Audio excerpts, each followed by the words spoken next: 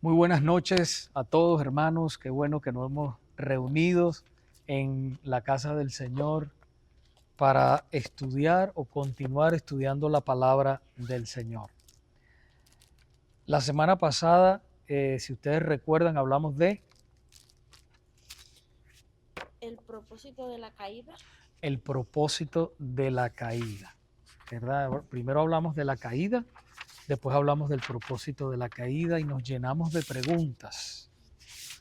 Muchas preguntas, ¿verdad? Hubieron y dieron muchas respuestas también. Esta noche a mí me gusta llenar la clase de preguntas, respuestas, que la clase sea así, interactuar en la clase. Me parece que eso enriquece mucho a la clase y de esa manera todos aprendemos los unos de los otros. Esta noche vamos a comenzar una clase también muy importante después de la caída de Adán, pues entonces estamos hablando en consecuencia de eso, la caída de la humanidad en la lección número 4. La caída de la humanidad. Vamos a orar primero para poner esta clase en las manos del Señor. Padre, venimos una vez más delante de tu presencia, dándote gloria, dándote honra, dándote alabanza, dándote gracias por Cristo nuestro Señor. Gracias por tu Santo Espíritu, que es nuestro consolador, nuestra guía, nuestra fuerza, nuestra dirección. Señor bendito, en esta noche ponemos esta clase en tus manos y te pedimos la guianza de tu Santo Espíritu para poder, Señor, aprender, crecer y entender las verdades que están aquí, Señor, en el libro que es el mejor libro de este mundo, el más leído, el más vendido, el que tiene más poder, el único que puede cambiar radical la vida de un ser humano. Señor, te pedimos que me uses una vez más a mí y que podamos, Señor, entender esta palabra, este tema tan poderoso y tan necesario para la vida de la iglesia. Te lo pedimos en el nombre de Jesús. Amén. Bueno, hermanos, vamos a comenzar pues leyendo, como siempre, la introducción y estamos leyendo la caída. El tema es la caída de la humanidad. Estamos estudiando este segundo libro de nuestro hermano Paul David Washer. De verdad que es un muy buen libro y ha sido de gran bendición, no solo para nuestra iglesia, sino para también otras iglesias a nivel del mundo, ¿verdad? Entonces, vamos a ver, el primer punto que vamos a estar viendo es verdades bíblicas acerca de la caída. Verdades bíblicas acerca de la caída. Y dice así en la página 29, si usted está ahí en la página 29, dice, las escrituras afirman tres verdades muy importantes acerca de la caída de Adán y sus devastadores efectos sobre la raza humana.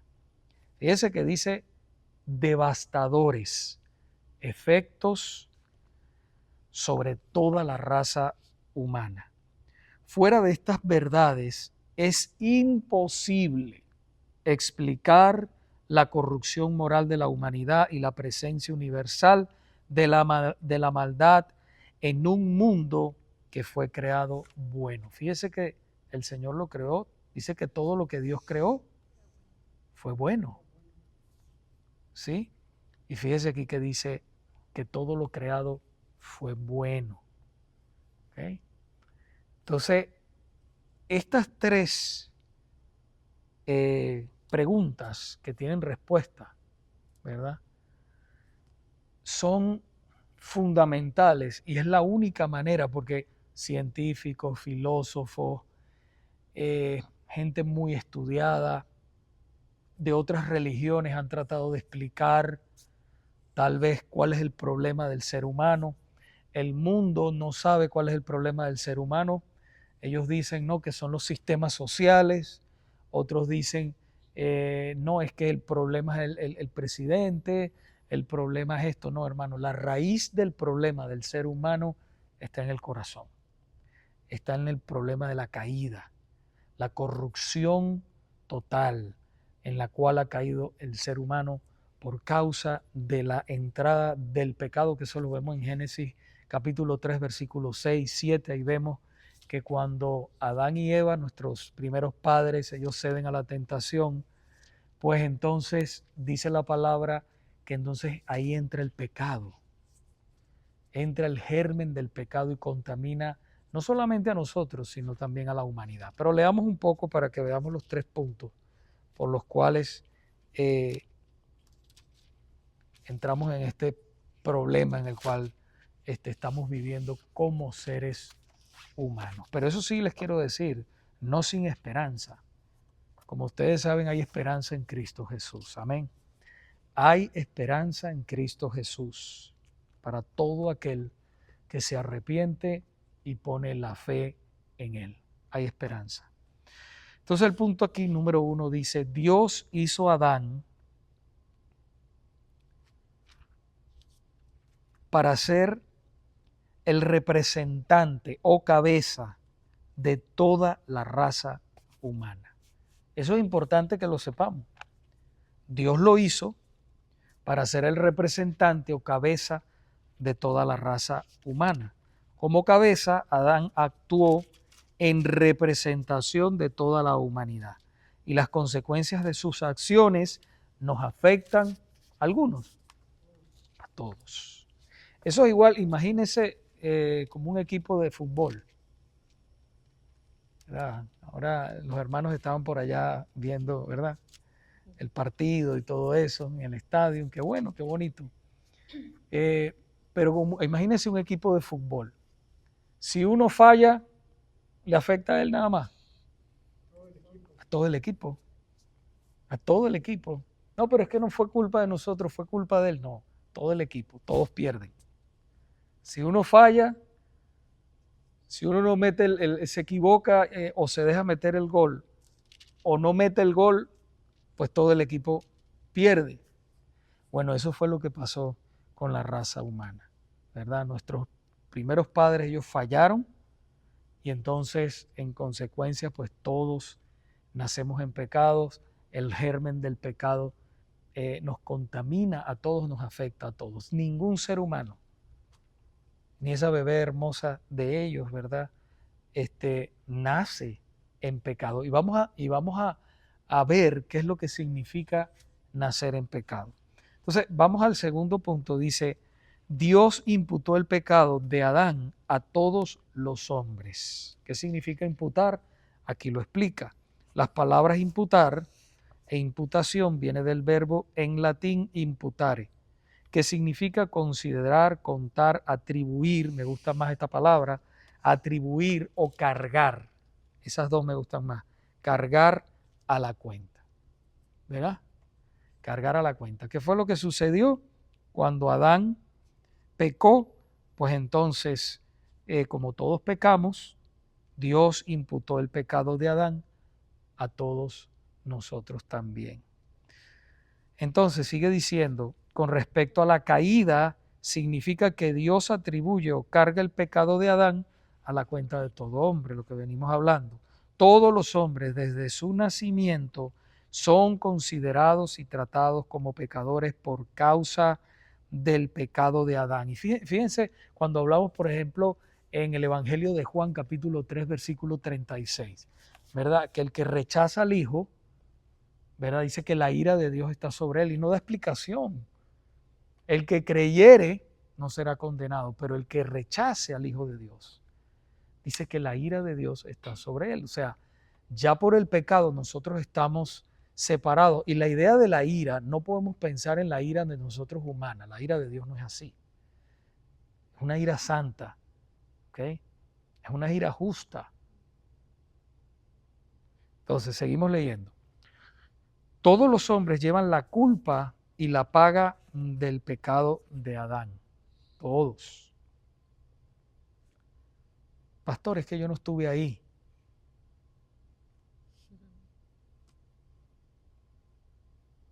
Pero es que Dios es Dios y Él sabe por qué hace las cosas.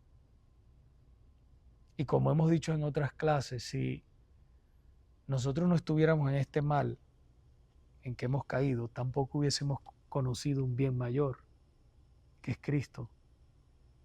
Y a medida usted va conociendo a Cristo y profundizando en Él, pues más usted puede entender la grandeza de ese Dios lleno de misericordia y de amor, que tiene un plan perfecto, aunque para que nosotros, tal vez algunos de nosotros, digamos, no, no es perfecto. Yo recuerdo que una vez el pastor mío me dijo que él oraba al Señor y le decía, Señor, ¿por qué tú me has traído por estos caminos torcidos? Dijo así, tuvo la osadía de decir eso. Y dice que él en oración el Señor le habló y le dijo, no llames tú torcido a lo que yo llamo derecho. Tú lo llamas torcido, yo lo llamo derecho. Porque Él está en control. Y si tú estás así, es porque Dios tiene un propósito contigo. Recuerden lo que dice la palabra del Señor, que todas las cosas obran a bien a los que aman a Dios, a los que conforme a su propósito. Fíjense que dices, no a tu propósito ni al mío, sino a su propósito somos llamados. Y hemos sido llamados. Entonces, el punto número 3 nos dice que Dios entregó a todos los hombres a la corrupción moral. Pues ustedes ven allí cuando el Señor en Génesis pronuncia el juicio contra el diablo, contra el hombre y contra la mujer. Ahí pronuncia. Y usted ve, la mujer, ¿cuál era el juicio de la mujer? Con dolor darás a luz a tus hijos. Y por más que, como me decía mi esposa, por más que las inyecten y les pongan esto y lo otro, siempre sienten dolor. Y me decía mi esposa, si le hacen cesárea, pues peor, porque después la recuperación es mucho peor. Entonces, es terrible y nosotros hoy en día tenemos que trabajar sosegadamente para ganar el pan de cada día. No podemos. Pastor, y no solo creo que hable de ese dolor físico, porque rara vez, pero hay mujeres que han dado a luz sin dolor, muy raro, sino que habla del dolor, que nuestros hijos aún nacen en pecado y tenemos que lidiar con sus pecados. Y es un dolor también para una madre y también para nuestros hijos que nacen en pecado, su rebeldía, su desobediencia. Es doloroso porque estamos en un mundo bajo pecado y aún ellos nacen en pecado. Ellos nacen en pecado. Y habla también de ese dolor. Sí. Bueno, entonces sigue diciendo, estoy en el punto 3, dice que la paga del pecado de Adán no solo fue la muerte, sino también la corrupción moral, y eso es importante. Claro, morimos, estamos muertos en nuestros delitos y pecados, nos dice la carta a los Efesios, capítulo 2. Pero aparte de eso, ¿verdad? Vamos a morir, un día vamos a morir físicamente aquí, ¿verdad? Claro, para nosotros los creyentes, dice la palabra del Señor que estar ausentes del cuerpo es estar en la presencia del Señor. Hay una promesa eterna. Usted cierra sus ojos aquí y lo abre en la presencia del Señor. Eso es hermoso. Por ahí hay otros movimientos que, vamos a decir, sextas, ¿verdad? Que dicen que no, que tú mueres y te quedas ahí muerto hasta que la segunda venida de Cristo. Pero eso no es lo que dice la palabra verdaderamente cuando tú la estudias. ¿Qué le dijo el Señor al ladrón en la cruz? Hoy estarás conmigo en el paraíso. No le dijo mañana ni dentro de 100.000 años, no, nada de eso. Le dijo, hoy estarás conmigo. Pablo lo dijo, estar ausentes del cuerpo es estar en la presencia del Señor. Entonces, pero bueno, entonces la corrupción moral también, hermanos, tenemos que, a pesar de que nosotros somos cristianos, tenemos que luchar con esta carne que no quiere hacer la voluntad de Dios. Recordemos al apóstol Pablo capítulo 7, Romanos 7, que él tenía una lucha, él habla de la lucha. Dice que con su mente él quería ser el siervo complaciente de Dios, pero hallaba una ley en sus miembros que lo llevaban cautivo al pecado. ¿Quién me librará de este cuerpo de muerte? Entonces, gracias a Jesucristo, Él nos ha librado de esto. Ya no somos esclavos al pecado, esa es una realidad. Antes éramos esclavos del pecado y esclavos de Satanás. Él hacía con nosotros lo que quería.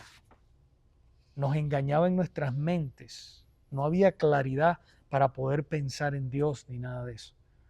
Pero ahora, libertados del pecado, somos esclavos del Señor y de la justicia. Entonces ahora nosotros podemos resistir. Claro, hay una lucha, vivimos todavía en este cuerpo, como venía diciendo, hay una lucha, pero siempre que nosotros no descuidemos las disciplinas espirituales, ¿verdad? La oración, la lectura de la palabra, el ayuno, el congregarnos, nosotros vamos a estar fuertes y vamos a vencer, pero esta carne hay que mortificarla. Lo que hablaba, si no mal recuerdo, John Owen, uno de los puritanos reformadores, escribió sobre eso, sobre la mortificación de la carne, que la carne hay que doblegarla. Porque si tú la dejas, la carne no quiere las cosas de Dios. La carne no quiere orar. La carne no quiere ayunar. La carne no quiere venir a la iglesia. ¿O sí quiere? No quiere. Entonces, te dice lo contrario. Mira esto, mira lo otro, mira. Por eso es tan importante, hermano, que nosotros cuidemos lo que vemos, con quién andamos, a dónde vamos. No sé si a usted le ha pasado lo mismo que a mí, pero hay veces que uno cae en la trampa, ¿verdad? Por decir, una película que uno no debió de repente ver. Como que tú dices, pareció una buena película, pero salió una escena, ¿verdad? Donde asesinaron a alguien o lo que sea, o algo así en esa película, y tú dices, no, esta película no, y la apagaste o te enganchaste y la viste hasta el final. Y pasan años y de repente viene esa escena a la mente. Fíjense qué tremendo es eso, ¿no? No sé si a ustedes les ha pasado eso, a mí me ha pasado. Digo, pero ¿qué hago yo recordándome una cosa que vi hace 20 años? ¿Qué hago yo acordándome de eso? No, fuera, en el nombre de Jesús. Y entonces, ¿ves? Por eso hay que tener mucho cuidado, ¿no? Que nuestras mentes sean lo más posible, es que vivimos en un mundo que sí. Pero sí se puede, hermano, sí se puede vivir vidas en santidad, en pureza. Y Dios nos los dice, sean santos porque yo soy santo. No dice sean perfectos, no. Sean santos. O sea, busquen la santidad. Y a veces nos vamos a equivocar, hermano. Pero recuerden, nos levantamos, pedimos perdón, nos levantamos y seguimos adelante. Ok, entonces, estaba en el punto número 3, en la segunda línea, si no mal recuerdo, dice, él cayó de su estado original de justicia y se volvió una criatura moralmente corrupta. ¿De quién está hablando? De Adán. Corrupta. Debido a que todos los hombres llevan la culpa del pecado de Adán, también llevan la paga, muerte y corrupción moral. Eso aquí, ya aquí en estos temas, nos estamos metiendo más profundo, de verdad, en cuál es el problema de la gente a veces busca cuál es el problema del hombre. La Biblia tiene la respuesta. La Biblia tiene la respuesta, hermano. Este es el problema del hombre. Y el único que puede sacar al ser humano de esta tragedia, porque la gente investiga, pero ¿por qué estas personas son así como son? ¿Por qué violan niños? ¿Por qué asesinan? ¿Por qué? Hermano, corazón negro, el corazón sin Dios. Ese es el problema del ser humano. Eso yo recuerdo el testimonio de un hermano. Dice que él estaba Él vivía en un país comunista.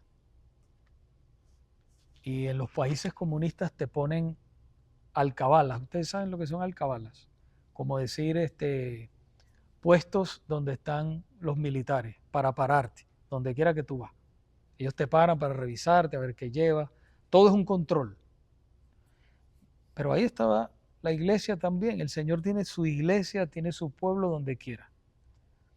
Y dice que este pastor iba para la iglesia, iba a caballo. Está en su caballo. Y dice que en ese momento lo paran los mercenarios, los militares. ¿Quién es usted y a dónde va? Y el pastor le dijo, yo soy pastor de la iglesia, le dio su nombre y voy a la iglesia. Y dice que el militar le dijo, pero eso de Dios, yo no creo en Dios, yo no lo veo, aquí no hay nada.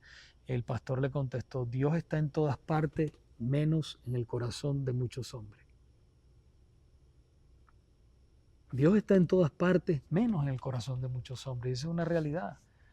Porque si Dios verdaderamente, por el Espíritu Santo, ¿verdad?, estuviera en el corazón de los hombres, la gente no hiciera las barbaridades que hace. La gente no fuera tan egoísta, tan malvada, tan envidiosa. Y fíjense cómo hablo yo siempre de no descuidar las disciplinas espirituales o los medios de gracia. Hermanos, que cuando nosotros descuidamos eso aún siendo cristianos, podemos caer en esos pecados, como la envidia, la competencia, el chisme. Y eso destruye la iglesia de Cristo. ¿Y sabe qué? Y aunque nosotros sabemos que vamos a ir al cielo, porque somos cristianos y vamos a estar en la presencia del Señor, también nos dice la palabra en 1 Corintios capítulo 4, nos habla de las obras que nosotros los hijos de Dios estamos haciendo aquí en esta tierra y vamos a dar cuenta por eso. Y no queremos ser, hermanos, avergonzados en el día del juicio, el juicio en el tribunal de Cristo. No queremos ser avergonzados.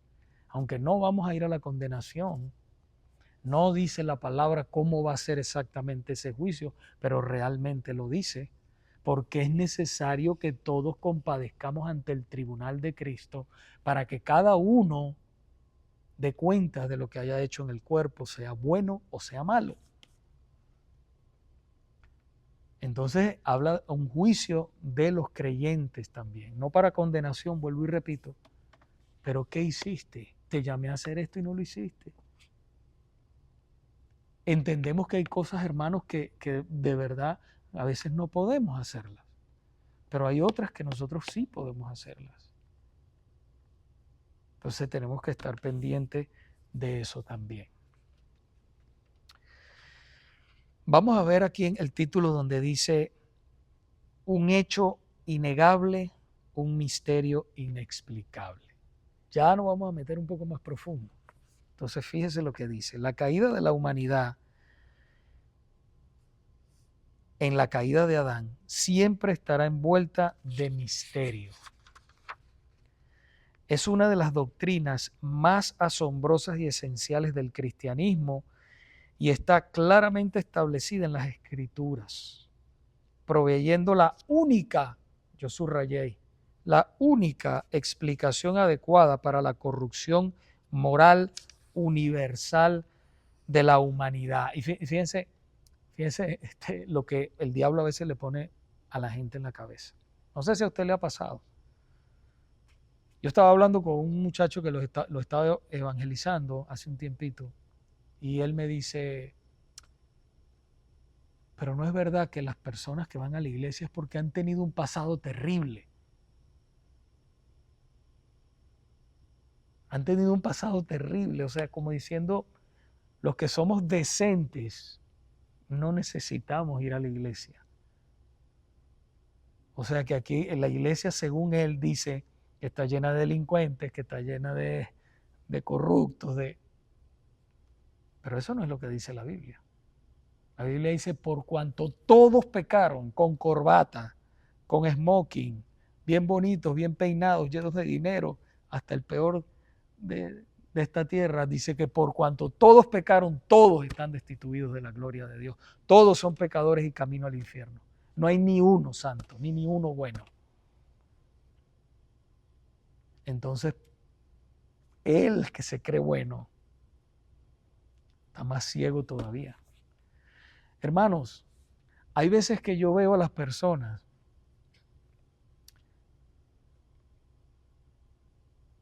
que Dios los bendice, ¿verdad? Porque la palabra del Señor nos dice en Mateo 5:23, si no mal recuerdo, que el sol sale para justos e injustos, para buenos y malos. Y es verdad. Y yo a veces digo, mientras más tienen, más lejos están de Dios. Porque el dinero y las posesiones se convierten en un Dios para ellos. Mientras que el que está pasando por sufrimiento, el que está pasando por dolor, pobreza, transición, entonces tú ves que Dios está tratando con él o con ella para hacer algo en ellos. Aunque Dios es soberano, Dios puede llamar a una persona rica sin traerle sufrimiento, mostrarle que es un pecador, pero normalmente pasa así. Como que tú estás en sufrimiento, en problemas y entonces que tú, o aquí debe haber testimonio, no sé, un vacío en el corazón, ¿verdad? Estar sin Dios, estar sin el Señor, es estar vacío, triste, sin sentido la vida. Yo me levantaba y decía, pero ¿qué sentido tiene la vida? Levantarme, trabajar, comer, dormir, volver a hacer todos los días lo mismo. Tiene que haber un sentido. La vida debería tener un sentido. Realmente sí la tiene. Por eso estamos tan agradecidos que el Señor nos haya salvado y nos haya traído esta salvación tan grande. Porque ahora nosotros tenemos propósito. No deberíamos estar tristes, no deberíamos estar...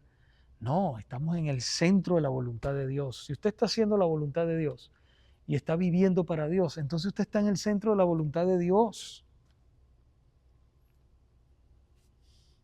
Que nos quejamos y esas cosas, no deberíamos quejarnos, deberíamos callarnos, hermano. Si tenemos más de lo que nos merecemos, la verdad. Yo también he caído en ese pecado.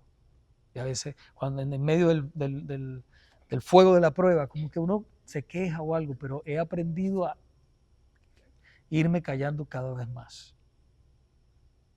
Y dándole la gloria a Dios y sabiendo que Dios tiene un propósito con todo. Entonces, seguimos leyendo aquí, hermanos. Dice, las dos últimas líneas, dice, al mismo tiempo, aunque afirman esta doctrina, las Escrituras ofrecen poca explicación sobre cómo estas cosas pueden ser así y no dan defensa contra las frecuentes acusaciones de que estas cosas son injustas. La gente habla lo que quiera hablar y que hable. No, Dios no existe. Bueno, el hecho de que ellos digan que Dios no existe no quiere decir que no exista. Como hay personas que tienen una enfermedad y dicen, no, di que declárate sano, no tienes nada. No tengo nada, no, si tienes. Pero Dios te puede sanar, ora, pero no niegues lo que tienes. Que Dios te puede sanar, sí te puede sanar, vamos a orar, vamos a creer al Señor. Pero a través de esa enfermedad también te puede llevar.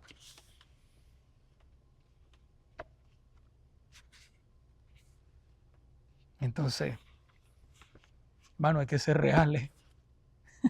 Tenemos que vivir el verdadero evangelio, no podemos vivir una fantasía. Entonces dice, aquí viene una pregunta. ¿Cómo puede ser justo que Dios impute? Ya sabemos lo que es imputar, ¿verdad? Imputar, o transferir, o transfiera, ¿verdad? El pecado y la culpa de Adán a toda la humanidad. ¿Cómo puede ser eso posible? Bueno, usted y yo sabemos que porque Él es Dios. Él hace lo que Él quiere, Él es soberano. Si nosotros hemos entendido que uno de los atributos de Dios es que Él es soberano, quiere decir que Él hace lo que Él quiere, cuando Él quiere, con quien quiere, porque Él es el alfarero, lo vemos en el libro de Romanos, y Él puede hacer de una vasija lo que Él quiera. Él me hizo a mí así y lo hizo usted así, porque Él quiso. Usted no pidió ser así como usted es o sí pidió. No pidió. Así hermoso como son todos ustedes, así los hizo Dios. Sea feliz con eso y dele gracias. Entonces dice, los siguientes puntos son dignos de consideración en base a esta pregunta. La veracidad de una doctrina no se determina por nuestra habilidad de comprenderla o reconciliarla con nuestro entendimiento, ni es una habilidad para hacer estas cosas un argumento para rechazarla.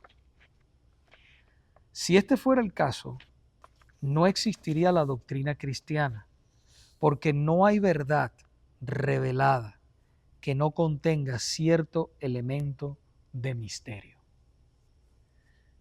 Hermanos, Cristo era una realidad, pero la palabra nos dice a nosotros que Cristo es un misterio, era un misterio revelado, ¿verdad?, a los apóstoles, revelado a la iglesia. Pero Él era un misterio. En el Antiguo Testamento, el Mesías, pero acuérdense que la revelación es progresiva. El Antiguo Testamento, ya en el Nuevo Testamento, nosotros estamos viviendo y ellos vivieron, los del Nuevo Testamento, cosas que el Antiguo Testamento, los hermanos en el Antiguo Testamento no vivieron.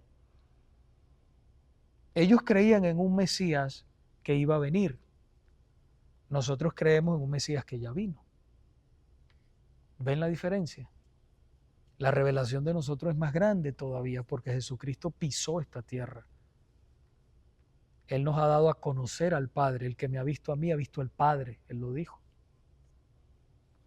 Entonces, seguimos leyendo. Dice en Deuteronomio 29:29, las Escrituras declaran: las cosas secretas pertenecen a Jehová nuestro Dios, mas las reveladas son para nosotros y para nuestros hijos para siempre, para que cumplamos todas las palabras de esta ley. Una gran promesa de las Escrituras es que la verdad que creemos y todavía no entendemos completamente nos será dada a conocer un día, y la sombra de incertidumbre y duda que todavía permanece desaparecerá a la luz de la revelación completa de Dios. Hay muchas preguntas, hermano. ¿Verdad que sí tenemos muchas preguntas? Y que la Biblia no nos las revela todas, pero las que nos revela son suficientes para nosotros vivir esta vida como Dios quiere que la vivamos. Por ejemplo, ¿por qué Dios lo escogió a usted? ¿Por qué me escogió a mí? No lo sabemos, pero lo hizo. La Biblia no dice no porque eras bueno, no, al contrario, eras bien malo. No porque es gordito, bajito, chiquito, alto, lo que sea, no.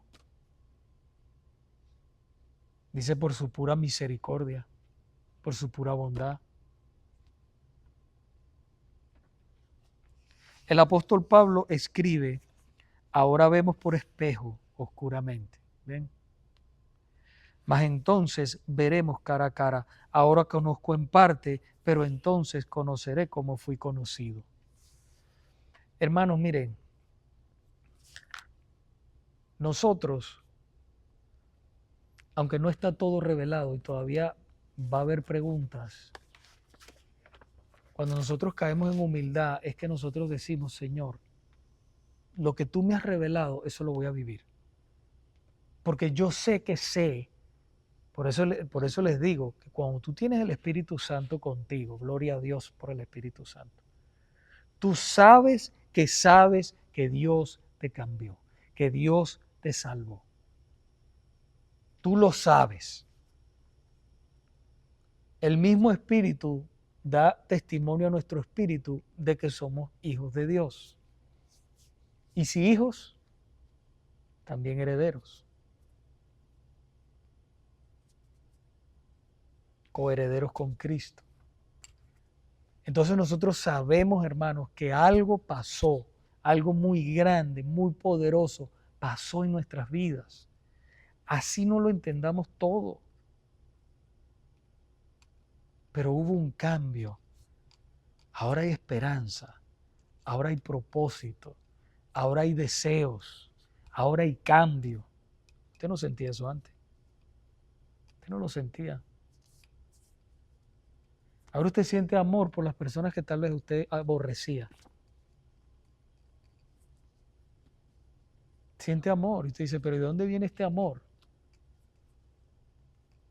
Eso me recuerda bueno, el Espíritu Santo me está llevando así, realmente con testimonios, pero eso me recuerda a una hermana que se llamó, porque ya murió, Corrie ten Boom. No sé si ustedes han escuchado de Corrie ten Boom.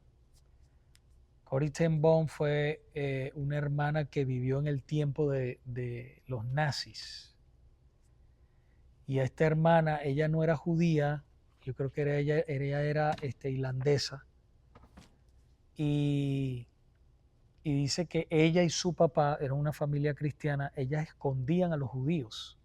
Ellos habían hecho, inclusive hay una película de ella, la recomiendo que la vea, pero véala cuando esté con el ánimo bien fuerte, porque es fuerte la película, que se ve cosas difíciles que pasaron ellos. Y ella y su familia escondían, habían hecho un muro y detrás un muro, delante otro muro, y ellos escondían a los judíos ahí, para que entonces ellos se escaparan de ahí de donde ellos estaban. Y cada vez que venía la policía nazi, pues ellos estaban escondidos ahí. Pero una vez vinieron y los descubrieron. Entonces los metieron presos a toda la familia, a su papá, a su hermano, a ella y a su hermana. A las mujeres y a los hombres los separaban en los campos de concentración. Resulta que a Corrie ten Boom pues la pusieron y bueno, estuvo ahí, para resumir todo, ella estuvo ahí como 5 años presa. Su hermana murió, pasaron humillaciones, su hermana murió de frío, murió de hambre, creo que también. Horrible, eso fue algo horrible, horrible. Y ella por un error, el Señor fue el que provocó eso, ¿no? Por un error ella sale, le dieron de baja y salió de la cárcel. Y ella, bueno, empezó a predicar la palabra del Señor, ella escribió creo que libros, todas esas cosas, y Dios la usó mucho a esta hermana. Dice que una vez estaba en una iglesia testificando o predicando, y dice que entró un hombre, estas son palabras de ella, ¿no? Entró un hombre a la iglesia y se sentó, y bueno, y cuando ella terminó todo el servicio, terminó y todo, dice que ella iba caminando por la puerta, y dice que ella le extendió la mano, perdón, el hombre le extendió la mano a ella y le dijo, no sé si usted se acuerda de mí, pero yo era uno de los guardias que estaba donde usted estaba en el campo de concentración. Y dice que ella cuando lo vio le vino toda la película de todo los horrores que ella había pasado, y su hermana, y cómo su hermana había muerto y todo. Y le entró un momento de soberbia, ¿sabes? Un momento de rabia, todas esas cosas. Dice que ella hizo una oración interna y dijo, Señor, tú lo tienes que perdonar. Dice que el hombre le extendió la mano y le dijo, perdóneme, yo ahora soy cristiano, le pido que me perdone por todo lo que le hice pasar. Entonces ella dice que tuvo que orar y decirle al Señor, Señor, ayúdame, porque yo no lo puedo perdonar. Yo le voy a poner la mano ahí encima, pero tú tienes que hacer lo demás. Dice que ella en fe puso la mano donde estaba el hombre y le dijo, hermano, te perdono, le dijo, te perdono. Y dice que sintió la presencia de Dios de una manera tan especial, una manera como nunca en su vida, como estoy sintiendo yo la presencia del Señor ahorita, como nunca en su vida sintió la presencia de Dios. Entonces es Dios, hermano, el que tiene que hacer las cosas en nuestras vidas. Es la presencia del Espíritu Santo que nos lleva a hacer cosas que nosotros naturalmente no la podemos hacer. verdaderamente. Entonces, eso es algo muy grande. Seguimos, hermanos. Nos queda unos 5 minuticos. Dice así en el punto número 2. A lo largo de la Escritura, Dios ha demostrado de tal manera su perfecta justicia en su relación con el hombre, que toda acusación de lo contrario se responde con una reprensión severa. Fíjense, en el orgullo del hombre, ¿verdad? Yo te responderé que mayor es Dios, que mayor es Dios que el hombre. ¿Por qué contiendes contra él? Job 33, 12 al 13. Mas antes, oh hombre, ¿quién eres tú para que alterques con Dios? Romanos 9, 20. Si Dios ha hecho a Adán para ser la cabeza de la raza humana y ha imputado su pecado a la humanidad entera, debe ser justo. Debe ser justo. Dios tiene el derecho divino de proponer y obrar según su buena voluntad. Que esto no se nos olvide. Él tiene el derecho y Él puede hacer lo que Él quiera, porque esa es su voluntad. Y hermanos, y eso es a veces lo que nosotros no podemos luchar con Dios. Mientras más rápido nos abandonemos en los brazos de Él, mientras más rápido seamos humildes para responder, mejor vamos a estar. Porque si nos resistimos, luchar con Dios no es sabio, es pecado. Entonces, Señor, si esta es tu voluntad, yo la acepto. Muéstrame si estoy en algún pecado o estoy haciendo algo mal. Y si no, ayúdame a aguantar esta prueba, porque yo sé que tú me estás haciendo crecer, me estás fortaleciendo para tu propósito. Tenemos que entender, hermanos, que nosotros no vinimos a este mundo a convertirnos en millonarios. Puede que un hermano lo sea o una hermana llegue a serlo. Dios es soberano, lo puede hacer. Pero ese no es el propósito principal. La Biblia no habla de que no sea, vinimos a hacernos ricos, millonarios y a estar bien, saludables. No, el cristiano nunca se va a enfermar. Decláralo que nunca te vas a enfermar. No, hermano, eso es una mentira. Es una mentira. El propósito principal del hombre es vivir para la gloria de Dios. Ese es el propósito principal. Vivir para la gloria de Dios. Ese es el propósito principal. Entonces leemos en el punto número 3, nos dice que Dios permitiera que un hombre fuera probado a nombre de todos los demás hombres fue una gran demostración de gracia. Adán fue el hombre más apto y capaz de toda la raza humana. Él vivió en un lugar limpio del pecado y la corrupción que hoy prevalecen. Dios eligió el más grande y noble entre todos nosotros para ponerse en nuestro lugar. ¿Okay? Y el punto número 4 nos dice toda la evidencia de la Escritura, la historia humana y el testigo interno de la conciencia apuntan a la certeza de que cualquier otro de la raza de Adán no hubiera hecho algo mejor a lo que Adán mismo hizo. Hubiese pecado igual. ¿Ok? Hubiese pecado igual. Y para terminar esta página, hermanos, dice el punto número 5.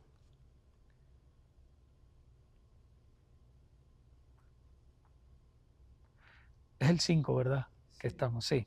Toda persona de la raza de Adán, tan pronto como puede, participa voluntariamente en la rebelión de Adán contra Dios y demuestra que Dios lo condena justamente. Dios lo condena justamente. ¿Sí?